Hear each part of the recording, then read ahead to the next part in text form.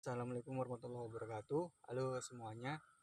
Di sini saya akan menceritakan bagaimana kronologi pada akhirnya tangan saya itu harus diamputasi.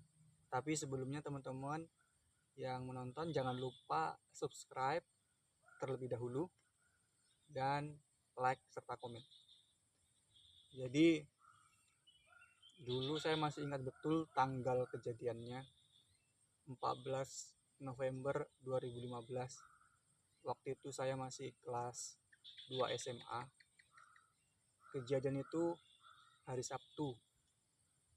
Dan ketika saya pulang sekolah, saya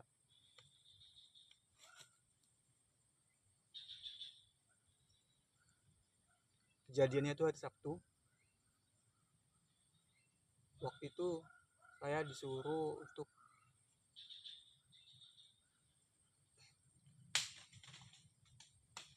kakak saya itu jualan es tebu di depan rumah. Jadi waktu itu saya disuruh jaga es tebunya.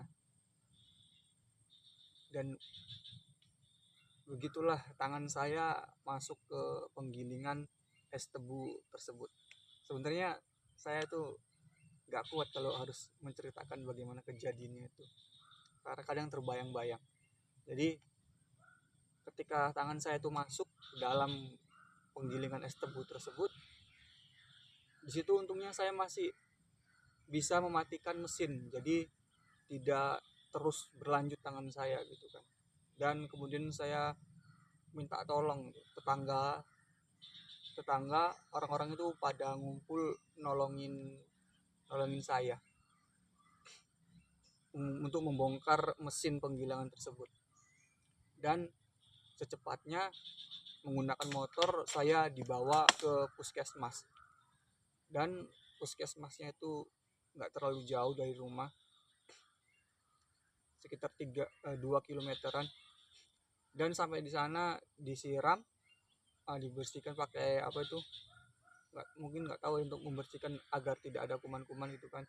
Dan puskesmas itu tidak bisa, nggak bisa ditangani, tidak sanggup. Kemudian dibawa ke rumah sakit terdekat, dan rumah sakitnya itu nggak besar, rumah sakit kecil, karena saya tuh tinggal di kampung jauh dari rumah sakit yang besar itu.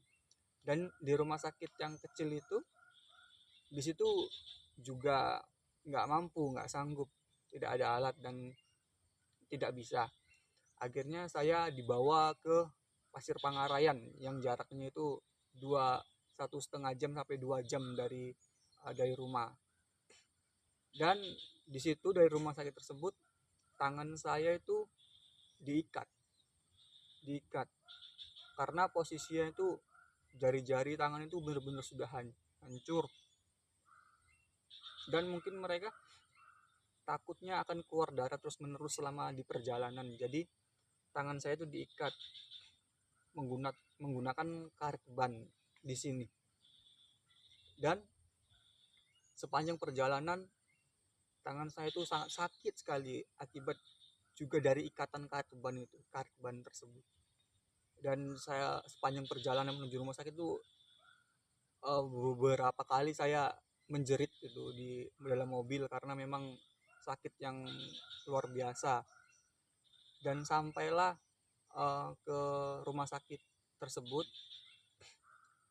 dan karena hari Sabtu tidak ada dokter, dan yang yang memeriksa itu dokter yang jaga.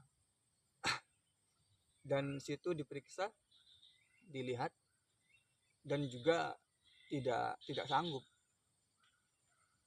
Akhirnya kami memutuskan pulang lagi ke rumah. Dan di rumah sakit tersebut, perawat tersebut atau dokter yang jaga tersebut tidak berani untuk, ketika ditanyakan apakah ini bisa dilepas pak gitu kan, dan mereka nggak berani melepas karet ban tadi, sedangkan saya merasakan sakit sekali. Jadi pulang lagi, perjalanan hampir 2 jam, saya masih menahan rasa sakit. Karena di dekat rumah itu sebenarnya ada dukun patah yang katanya pernah mengobati orang yang kulitnya hampir habis juga, tapi dibantu oleh uh, dokter juga, dokter desa gitu kan. Uh, dan akhirnya kami pulang ke tempat dukun patah tersebut,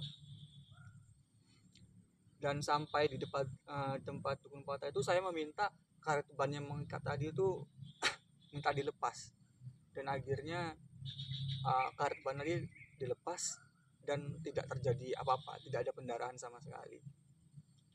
Dan menunggu sampai keesokan pagi karena kami sampai itu sudah malam, sampai ke tempat dukun tersebut sudah malam hari, dan besok paginya ditelepon dokter yang pernah membantu dukun tersebut tidak ada di rumah, lagi keluar gitu. Dan ditelepon dokter yang lain, dan dokter yang lain itu dokter desa tersebut melihatnya aja nggak sanggup gitu, dan nggak bisa menangani hal tersebut. Akhirnya kembalilah hari Minggu pagi, saya dibawa lagi ke Pasir Pangarayan, ke rumah sakit umum daerah di RSUD. Ya perjalanannya sama, hampir 2 jaman. Dan sampai di sana karena hari Minggu masih tidak ada dokter, libur, karena hari Sabtu dan Minggu dokter itu biasanya libur ya, saya juga kurang tahu kan, jadi libur. Saya hanya diperiksa sama dokter yang jaga, perawat yang jaga, dibersihkan, diinfus selama 1 malam untuk menunggu dokter. Hari Senin kan akan dokter tersebut akan datang gitu. Akan tetapi ada kemungkinan di RSUD tersebut juga nggak bisa, alatnya kurang memadai gitu kan untuk menangani tangan saya. Dan orang tua saya menelepon keluarga yang ada di kisaran bagaimana gitu kan, mencari solusi. Dan akhirnya Senin pagi kami memutuskan untuk pergi ke kisaran tanpa menunggu diperiksa oleh dokter di RSUD tersebut. Kami menuju ke kisaran itu di sebuah klinik yang itu kami berangkat pagi, sampai di sana setelah maghrib, entah itu saya lupa, perjalanannya jauh. Kami berangkat Senin pagi dan sampai di sana malam Selasa sekitar maghrib gitu, setelah maghrib. Dan ketika sampai di sana diperiksalah sama dokter tersebut, dilihat lukanya, dibersihkan, dan dokternya bilang ada kemungkinan bisa diselamatkan, diambil dari kulit paha untuk luka tersebut, diambilkan dari kulit paha atau diamputasi, dan itu menunggu keesokan pagi untuk diperiksa kembali karena sudah malam. Dan ketika Selasa pagi saya diperiksa oleh dokter tersebut, dan dilihat luka saya, dan masih ada yang jari-jari saya yang hancur tersebut masih ada yang menggantung-menggantung, itu digunting sama dokter tersebut, dan itu sudah nggak terasa lagi. Dan dokternya bilang ini sudah nggak bisa diselamatkan lagi dan harus diambil tindakan amputasi. Dan mau nggak mau ya saya harus menerima itu. Dan saya disuruh puasa, kalau nggak salah siang sore hari itu saya diamputasi, melakukan operasi amputasi. Begitulah bagaimana akhirnya tangan saya diamputasi, dan saya bisa menemui dokter yang bisa menangani saya pada hari